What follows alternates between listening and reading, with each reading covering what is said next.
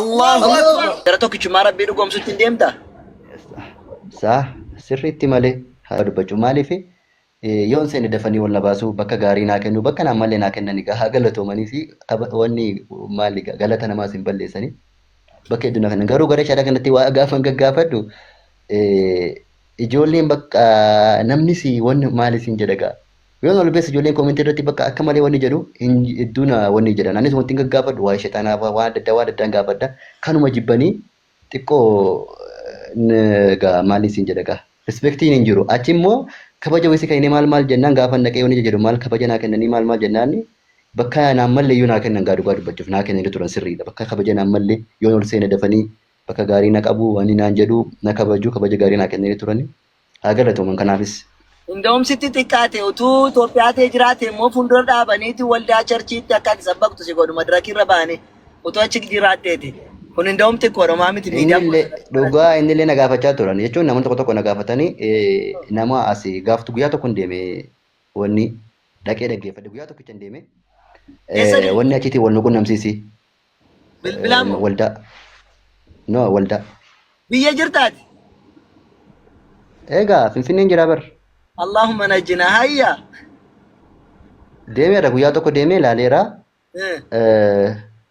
Guyyaa tokkichaa sanitti egaa hedduu waanuma hin jiraa miti faarfatan isaan faarfatan maal jechuu kana malee barumsa hin argine guyyaa lammaffaa dhaquun hin dhaqine guyyaa san malee guyyaa tokkicha hin dhaqine dabbare guyyaa lammaffaa hin dhaqine garuu ijoolleen gaafa naannaa isaanii immoo bakka dhaqite san wanni isaanii nu himi namachi nu himi wal qunnamsiisna minaamini jechuun egaa akka achitti illee iddoo ni jiraa miti kabajaa maal yes saniif amootachi nu himi bilbila isaanii gaafadhutu dubbisi nu himi maal jedhanii turanii garuu dilas kanan feene achumaaniin hayya jedheetuman hin dubbisne dhiise kaan.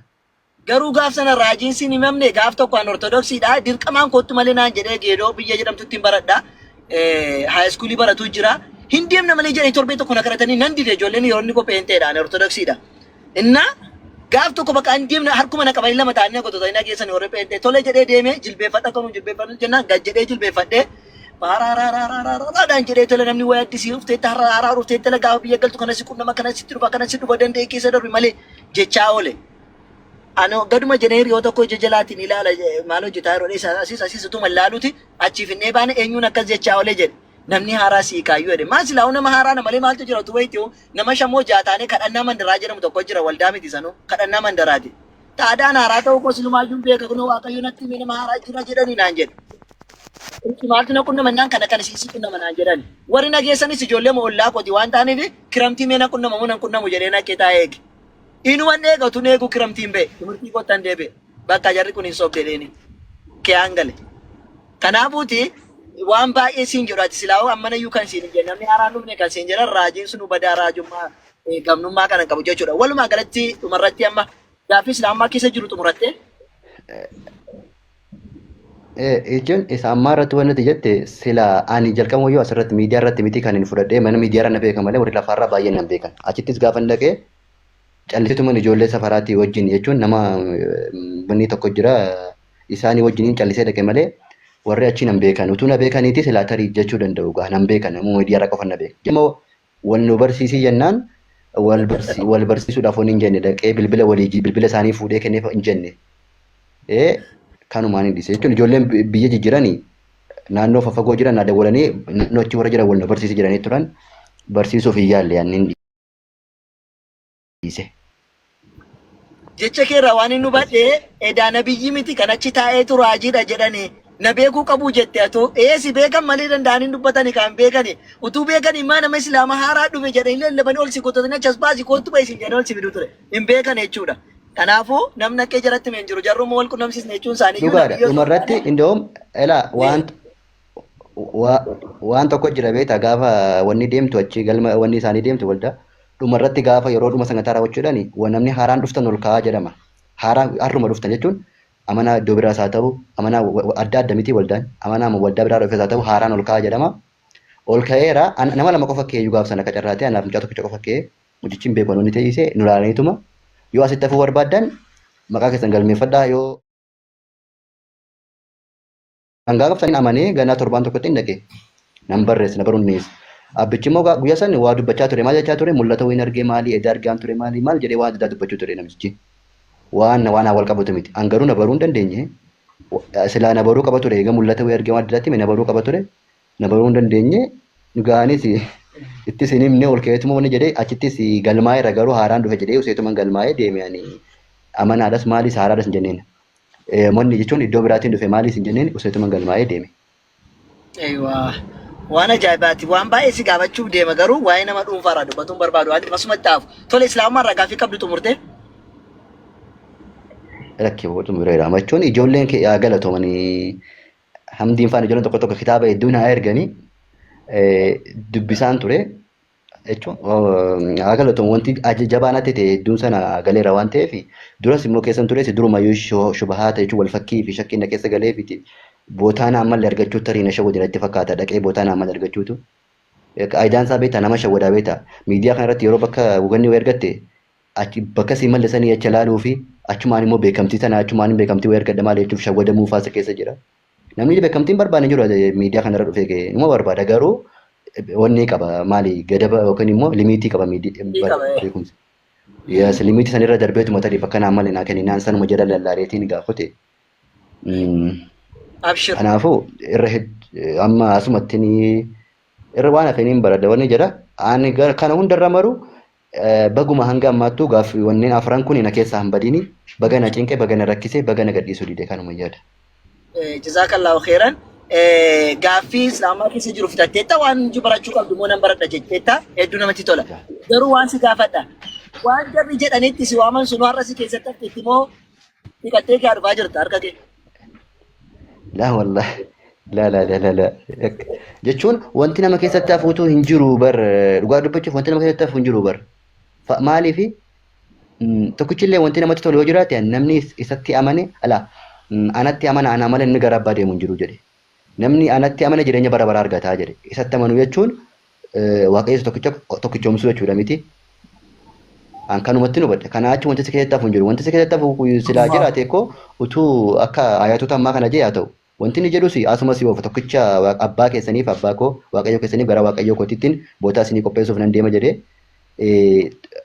gara abbaatti waame waan ta'eef wanti kana achi maaltu si keessatti hafa silaa utuu inni waaqummaa isaa ta'e silaa waaqummaa isaa keessatti hafa waaqummaa isaa hin agarrees wanni hin jennes inni teessunis immoo akkuma reefus inni dubbatee jedhee manni nama Naazireet kanaan dinqii isaa mul'isiifachuuf jedhe miti bakka reefu na dubbises.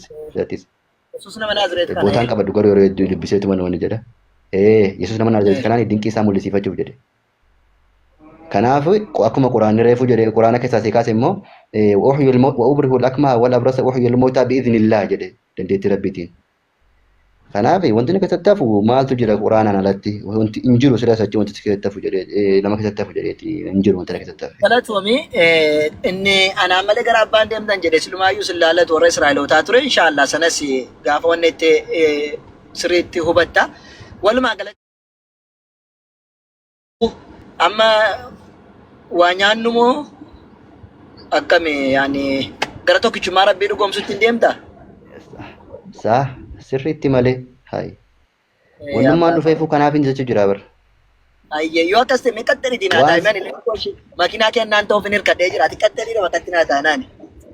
Asiin garuu waan si dhibu keessaa namni affeerraa naa godhee kootu maal maal naan jedhe hin jiru jechuu qiyyaasumaa wanni hin barbaadu ijoolleen kitaabuma na arganii maal jedhanii.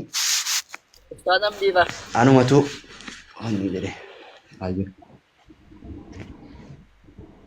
Ustaazam di. Wayye ustaaz ko. Miyuutii qabattee teessa guddisi nyaadhu bakka maalan godhatu ati jirtu natti ulfaatu. Belaafi. Lakki ustaaz ko abshir. Jennaan waan itti dhamaatee fidde anarra qophaa nyaachuun kun akkam namatti hin tolu yaa ol jedhi. Duba wal keessa jirraan yoomii firee yoo tanan taane isaa dee maqaa isaatiin. Itti fufa ustaaz ko barakallahu fiik. Ayyee Jaafar na eeyyamtaa? Mucaa kana hedduun jaaladha itti fufa. Sirriitti. Ayyee jazakumullahu khairan ulfaadha barakallahu fiikum. Ayyee akkas waliin haa jennu kaa Jaafar. Ashhadu Allah ilaha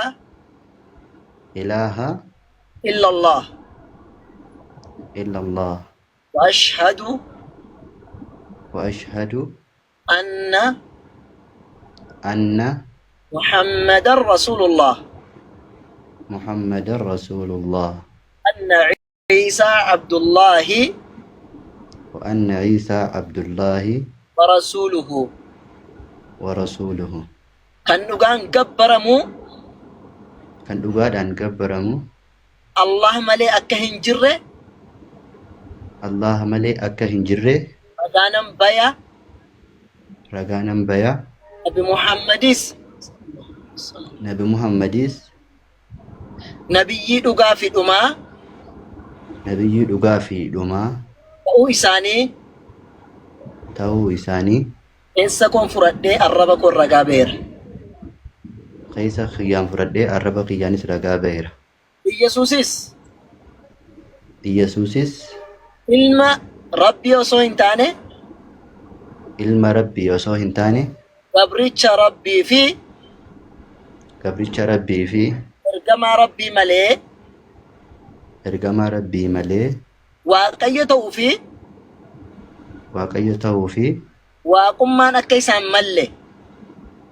waaqummaan akka isaaf hin malle jara bira dhaqee baradhee dhabnaanan dhiisee keessaa deebi'eera. Allahu akbar! Allahu akbar! Allahu akbar! Allahu akbar! Allahu akbar! Allahu akbar walillahi alhamd. الله أكبر Allahu akbar. Abshir. Rabbiin dhaqxee dhabdee si deebiseef galanni isaa الله أكبر